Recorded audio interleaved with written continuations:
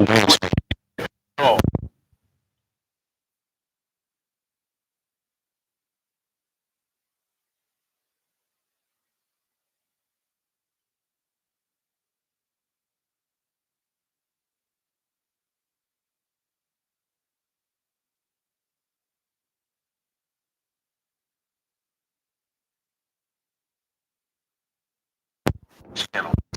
Check, check, check, check. How about now? Can you hear me now? Hey man, I'm trying, brother George. Man, I'm trying to get the whole get up and everything. Got one of them little lights. I got a little bit of space here, so yeah, buddy. All right, we got volume now, man. So what you hear in the background, man? I'm listening to my boys, the B1 Network over there. They going in.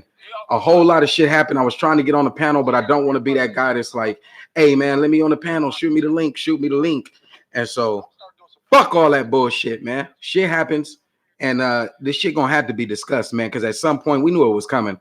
At some point we knew where you could only go so long seeing your analytics versus seeing the analytics for like makeup, art, makeup, and food, and shit like that. But then you look at your analytics and it's like, damn, are they sending out my notifications and things like that? So, man, right now I think that there's a clash that's gonna happen. And what's going to happen in this content creator space is either there'll be folks who get organized and they come together and they, hey, peace, brother Gab. Thank you so much. But there'll be some folks who either come together, they'll get organized, and they'll start to make the best out of the YouTube and whatever streams that they can. And I got a couple of suggestions about what that can look like, but I'll start on a high level. Number one, when it comes to sharing each other's content, one thing that I would like to see, and I don't know where we're at in this space yet, would be not just to share, this person is live, but to actually connect it with the multiple different platforms that other folks communicate on, the Facebook, the Instagram, the other ones. And I've seen some people who are effective at doing that and getting the message out. And I would like to see that done on a more active base. The Google Hangouts groups, I think that's another good way to share it. But to be honest, 1 out of every 10, 1 out of every 15 videos that I see on there will I actually look at. And so because we know that the hit rate is so low, it's going to be important for, each person can do it their own self. They may have 1,000 subscribers, and let's say when they're putting out information, they're able to extend that invitation to 10%. So 100 people personally get an invite, whether it's from Instagram or Facebook or whatever it might be. Out of that 100, maybe 10 that they actively sent it to might join. Sometimes the hit rate is actually less than that. And so it's important that we start to share each other's streams when people are going live. And another thing, when it comes to just that organization, it is a thankless job. It is something that's just for the support of it. You like some of these content providers, you've been rocking with them for some months now. Some of us been rocking with each other for some years now. Move the camera back just a little bit. What you trying to see, man? You trying to see my stove back there? Look, man, I'm still working on the $1 million home, man. I'm still working on all that. I'm not a brother who got it all together. I haven't figured it all out. I got out of college a couple of years ago and just been working ever since, working inside of corporate America, and I hadn't even really started yet. Before that, I was doing a little bit of ins and outs and things. But Kenny, what up, my G? Yes, sir, man. Cousin Ro. Hey, Cousin Ro, man, I'm finally figuring this thing out, man. And they finally allow me to go live on YouTube. This is my first actual live on YouTube. Every other time when I tried to go live, they would give me a message back that said I did not have permissions to go live. I even saved some of those bad boys. But finally, I looked on it today and hit it. So I'm going to check it from the first row and see if they actually let me go live. But I'm thinking that I'm still not able to go live on first row just yet. But I'm gonna try that out too, cousin. Also, cousin, I gotta ask, man. When you were first getting started, you presented what was the most comprehensive approach towards group or collective content creation. And I gotta ask you if I can share that. I got to share it. The back end process of what you did with that contract. Maybe you say no, and if you say no, then I won't share. But if you say yes, I think that this would be valuable to somebody else to get up off the ground. I'll share with you their information, who they are. Maybe you all can talk offline and see what that looks like. But I would definitely want to be able to share that format, because the second part would be the contractual thing. When you bring together the folks like the Gab Talk Media, the Kenny Conjos, the Twin Mans, and then so many others who frequent a number of different channels but rock with each other, then that is the type of organic organization that you just really can't pay for. When you're looking to build out master's classes, when you're looking to build out a Patreon, when you're looking to build out a network or an action network that is diverse in geography, diverse in age range, diverse in experiences and skill sets, then you have a blueprint that I believe should be shared. So thank you. My cousin Ro just said I can share it. So what I'm going to do, I'm going to reach out to Taz of the B1 Network and see if he would be willing. And once I show you, to have Nyla Says and Taz, they are the power couple that we rock with. They come on, they have, and not power couple in the terms of Obama and Hillary Clinton. So political power and, all of the right connections and all of that. But they are the power couple when it comes to this YouTube space. And I'll tell you why. The information and the content that they bring gets their channel flagged no less than once every 2 or 3 months.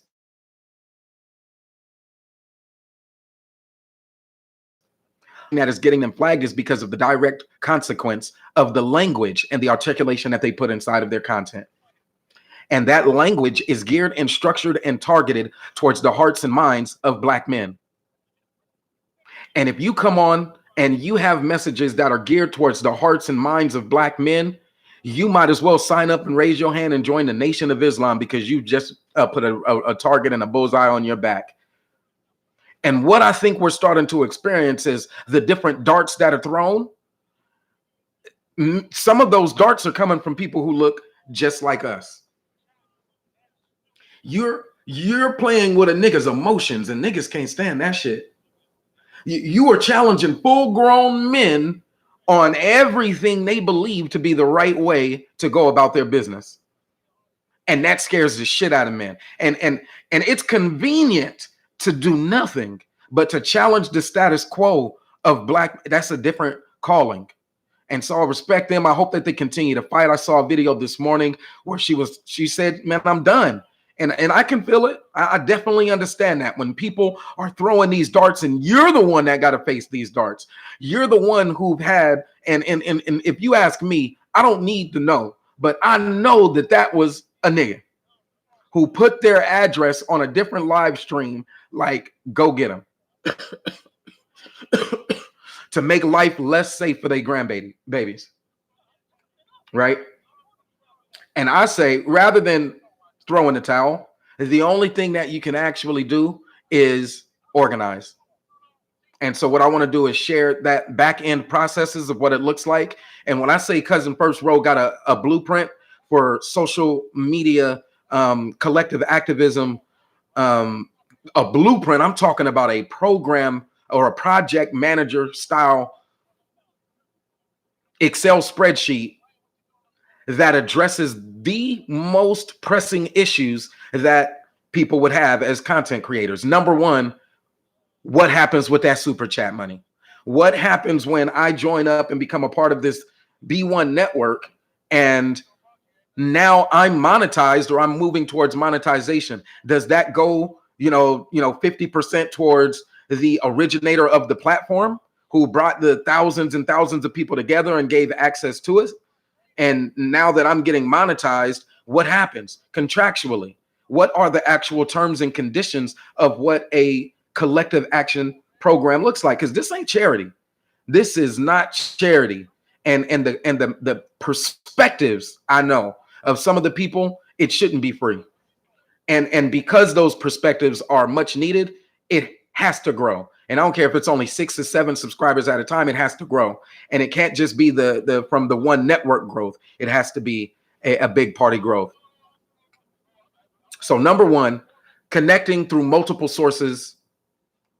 Number two, having a structure behind what that collective platform would look like. Those are my two big takeaways. I thought YouTube hated me. In fact, I would still go on to say YouTube hates me, because when it comes to that analytic argument, there's no way around it. There is no way around it. But they finally let your boy go live. This was my first live chat. I'm gonna keep it under 15 minutes. I do think that I have another show that's supposed to be scheduled a little bit later, but it was on another more panel style thing. That's the StreamYard version that allows, other people to come inside the stream. I don't like the way that the camera looks. So my first one, my webcam looks a little bit hazy. And so again, I got myself a little light that I'm gonna be rocking with. See if I can get that thing set up. See what that looks like. In fact, let me test it now. Just real quick. Then secondly, I don't know if this thing is going to allow me to share video. So now that I got the YouTube up, how would I share my screen for a video or something along those lines? So I see myself big here, right here, but I do see the share. All right. And then it even says start at. So I'd be able to share it a little bit later. So that's cool. Oh, it has the Facebook, share on Facebook. It has the Twitter. It has the LinkedIn, and it also has the email. So what it might look like, and I still don't have a thing yet. Yeah, unfortunately, you do know that they would wait until till the money issue is big, Cousin Ro, and now they want to say, well, now now that you're getting this money, and they start pocket watching, and some of those other things that you can come to expect. So on every interview, you go through and you put on the suit and tie, and you play the game, and you embellish a little bit, you cut back a little bit to leave them a little bit thirsty, but you sell yourself as excellence. But going through that interview, before you applied for the role, you did a little bit of due diligence, and you saw what the money would be like. And at the end of the interview, if you don't just come out boldly and directly and negotiate for your salary, you're going to ask, or you're going to put it off to maybe a week, and you're going to wait for that contract to arrive. And one of the first things that you're going to look at is, how much money will I make? And so right now, most of the people who I would say should be a part of the B1 network are people who are passionate about what needs to happen today, about community activism, about getting the information out there, about spreading news and information that is relevant to the subscriber base that goes to the B1 network. So it's going to incorporate a little bit of the fuckery. There is some entertainment elements that have to be in there, celebrity watching and sports and barbershop talk. That is included.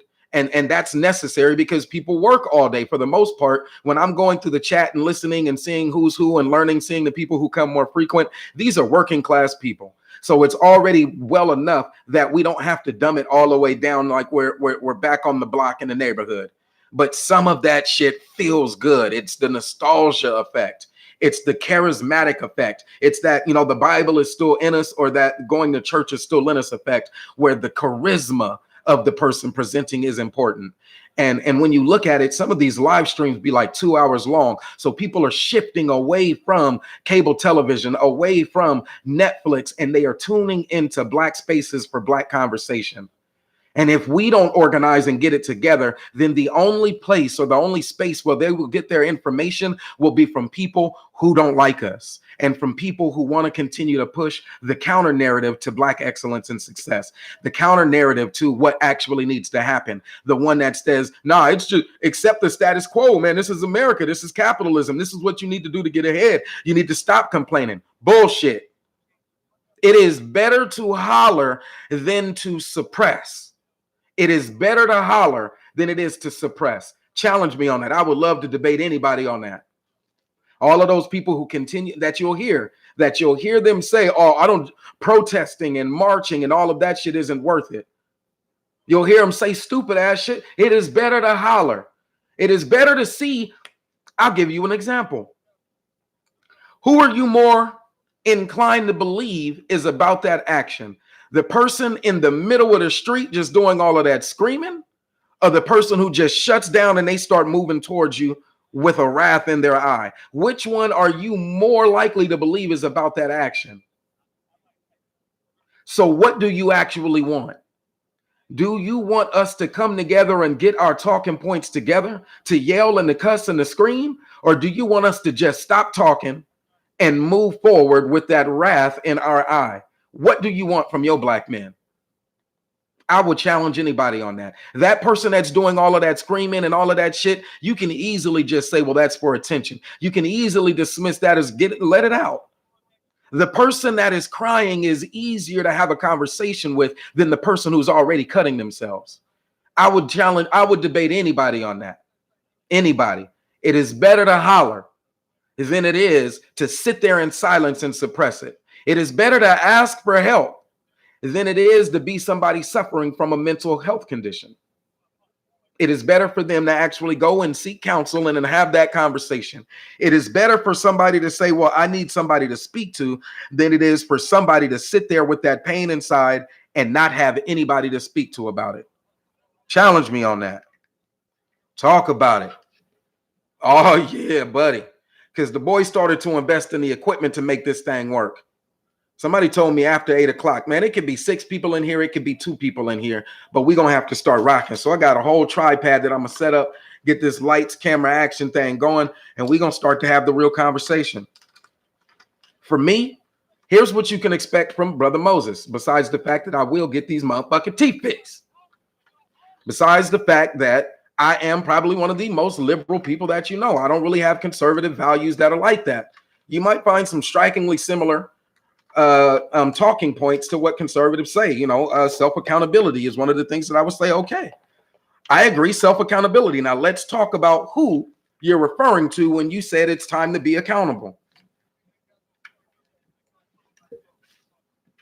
People talk about justice. We don't want African Americans shooting each other down in the street. I can get that. But if your major premise or your major talking point is going to be Chicago and gang violence in Chicago, then we're going to be talking to two different audiences. Feel me? All right, man, I said under 15 minutes, but if 7 of y'all still rocking with me, I don't see nothing happening in the chat, though. Either you're rocking or you're not. You know me, man. I don't need no introduction. I don't need no script. I will go in, and I am long-winded. But what I'm finna do is turn this up just a little bit and give you a little bit of context. We got my boy Cerulean Great. Salute the general. Got a weird ass nigga on there. Black Woman Spirit was on there. BMT was on there. Now I still rock with BMT. I don't throw people in the garbage when I disagree with them. I just tell them that I disagree with them so we can have that conversation. All right, peace, cousin. Hey, man, I'm going to get it together and we're going to be right back clicking, man. It took me a second to get my mojo and my sense of purpose, my why. I needed a why to do YouTube content. I knew I wanted to, but I didn't have a why. And just wanting to isn't enough. You got to have a why to do this shit. To get off of work and work them long hours and then come and lock in and have conversations with yourself out loud. Hopefully somebody is benefiting from it. Yeah, you need a why for that shit, bro. I see your why and I know it and I feel it. Fuck you riding a moped, nigga? Where your ride at? Look, where your ride at? I'm in the crib. What the fuck? I'm gonna go out. All right, so that conversation went left field quick. All right, man. So what I'm finna do is I'm trying to set up this equipment. I'm gonna get this equipment all set up, get the razzle dazzle popping. That way, when we start to engage, we can engage on a more professionally looking level. I'm not Mr. Professional. I'm here. I'm not here to make people feel good. I am here to challenge that status quo. To challenge it. I am not here to accept or to assimilate. I am here because African American men are in a position to impact global change. And the world is waiting on us. Look at that. Boy got the blue light. Check him out. Get my whole life together. Y'all better stop playing with the kid.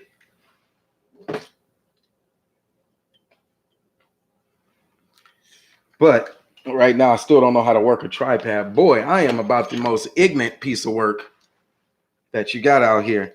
It's my opening, man. I thought YouTube hated me. Looked like YouTube doesn't hate me after all. They finally gave me that light to go on and rock. So we're gonna rock. And I'm gonna figure this thing out. Please believe.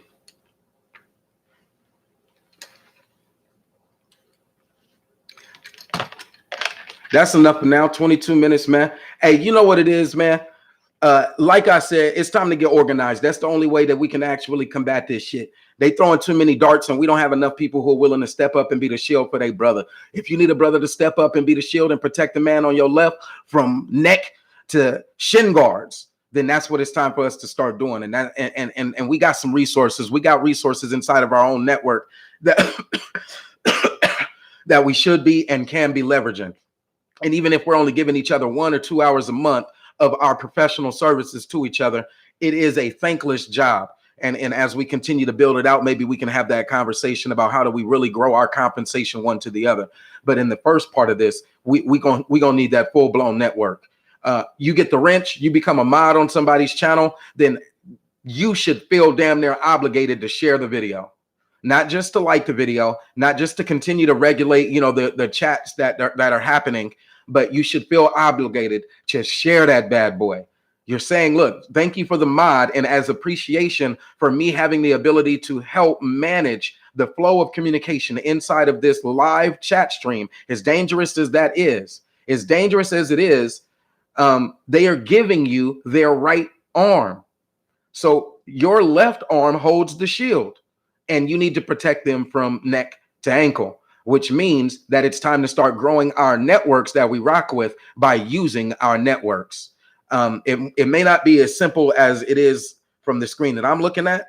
It has like multiple sources to share to. And so that tells me that having the conversations in general, or posting like memes, posting information, posting, my victory stories on LinkedIn would help people start to like those videos as well. And then being able to send an invite that says, yeah, you know what, I really want to introduce you to this B1 network. It is a social networking online community of people who have real authentic conversations every day. It feels just like the barbershop. And I just want to invite you to it, see what you think. I'm a moderator on there, so you'll see me there, and we can chat that way.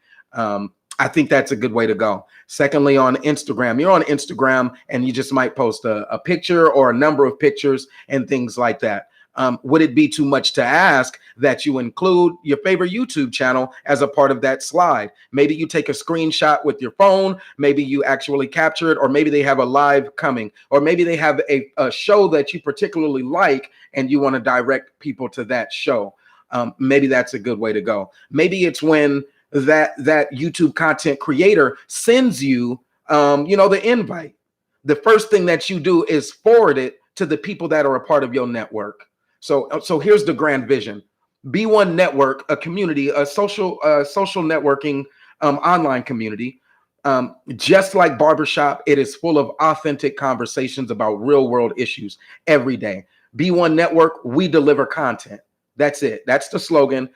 When you're inviting folks to it, B1 Network, it's a social media online community networking. There's a live chat. Sometimes it's like 1,000 people in there, and I'd like to invite you to it. Something like that. I would like to invite you to a show. Or, hey, would you be willing to check out this show? It's a place where I moderate at. Is that a conversation that you're willing to have? Or are you still, a little bit squeamish about it? I can understand. We drop N-bombs, motherfuckers, and it gets ratchet. So you may not want to share it with everybody at the water cooler. But there may be an affinity network where you work. There may be that brother that you meet in the smoke shack. There may be that sister who just had a hard meeting that she walked out of, and you see it in her eyes that she wants to vent right now. But instead of venting, instead of hollering, instead of fighting back, instead of her pressing the onboard button and facing blackball or being blackballed in her job, she just needs an outlet. Is that the person that you would be willing to invite to the B1 network? And say, look, we got an online social, it's a social networking community, one of those social media things, but it's at another level. It's like 1,000 people, some video streams. And look, it's multiple content creators. If you don't like the one who's up, wait about 10 minutes. They'll let somebody else on the panel, but you'll see the different personalities that are available. Hopefully you can connect with that, but I know that you can benefit from it, because that energy that you feel right there, that is 1,000 of us strong. And we meet almost every other night and we have these real authentic conversations. Is that a conversation that you would be willing to have? Now, me, I work in sales. As you see, I am selling the fuck out of it right now. And I haven't even talked to Taz yet. I mean, I ain't gonna lie. I called him and told him I was gonna do it. He was like, why don't you lead it? And I said, man, I know somebody I'm gonna reach out to. Just like that, Cousin Rose sees me on my first YouTube live stream and says, go ahead and share it. Now, this is a contract, ladies and gentlemen. This is the actual back-end process work, to where somebody has already put in the legwork on what does it look like when you're divvying out content amongst content creators, where I host a stream and I've invited somebody to my stream. What does it look like if I actually earned $100? Like, I'm nowhere near monetization yet. But what does it look like if I actually earned $100 for that stream? What does that payment mechanism look like for that person who came on and they were a contributor to my show? Let's say I invite Fantasia on, my little sister, the new alias, Soldier, Soldier Girl Tell 'em. If I invite Soldier Girl Tell 'em onto a panel, because I know we're going to disagree, it gets contentious. We're two military guys. He's currently in the military. I'm a military vet, and I just don't like him. So I invite him on, and we have the conflict right out there in public. This is how two soldiers will disagree. It's not always going to be peaceful and respectful. There will be some motherfuckers and F-bombs dropped. But if I invite him on and we have that conversation, it's still a business. And he ought to know what his cut looks like for that 100. He ought to know that Moses doesn't get 100.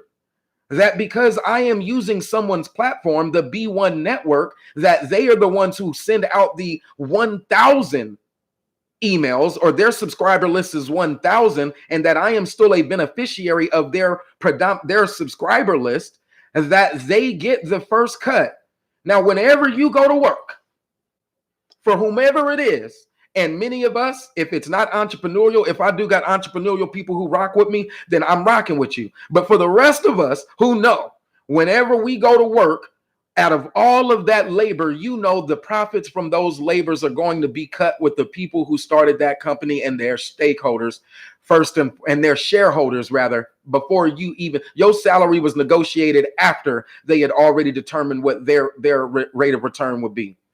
So for Nyla Says and Taz, we cannot complain about the platform host. That is, I don't know, even at this point, I don't think that they could be the parent company in an organized business structure, because like we said, they lose the channel every 2 months. So the actual holding company, or the LLC, and we can talk to brothers like BMT. We could talk to brothers like, what does the other do? MOT. We can talk to them because they got a group that's come together, but specifically because they know contracts. They know the contracts that it would take, and actually to have one is the holding or the trust company that has to be established. No way around it. It is a business. It is a bank that is separate from any of your cash apps that you personally get, any of your what do you call them, PayPals that you personally get. That's you. That is, we don't put the muzzle on the ox that treads the cornfield. You get all of that for yourself. But on the platform, the real issue is residual income, right? Because you are creating an intellectual property that will generate an AdSense that may not blow up today. It may be like Baby Got Back, or it may be like that, what was that Lil Nas song? It did not blow up from the beginning. It actually had to be cultivated over a little while. Let me turn this mic down. It looks like I'm coming in just a little too hot. All right. But because of those reasons, the long term, or the 1 year from now, getting that check has to go through the holding company, and everything else can flow from there, where who were the contributing authors or the contributing hosts for that stream. The analytics are already there through YouTube to see who were the people who were the contributing hosts. That can be put in the description box. so that in perpetuity for your children, if a check comes in 10 years, you're still able to benefit from that. That income has to go, but the has to be worked out through business terms, which is why the first and foremost, Cousin Ro has a template or a model that he has already shared with me one time that I would like to share with those folks who would be a part of that B1 network as content creators. There are a couple of folks that I have in mind that if they tell me no, they would not be willing to do it, then I would just be willing to say, all right, then no B1 network. It can continue to be just the mom and pop shop. But what we need is an organization. And like these people keep saying, show me what you're building. What they need is for us to actually build it out to where you have 12 people strong who are actually creating content scheduled around the clock, like their own media network, putting out content that we like, that we consume, that we're doing it already. We're just not organized. We're doing it already, but you'll have 2 or 3 people doing a different live stream with almost the same topic at the same time. We're doing it already, except as the analytics go up, one time slot gets a little bit better, and it might be the person who doesn't have the best audience or the broadest reach at that maximum time slot. So even if we were to ask Google and YouTube to share the analytics, we're still not even doing it smart ourselves. We're still not driving the analytics that YouTube would share to the person who already has the biggest subscriber base. Does that not make sense?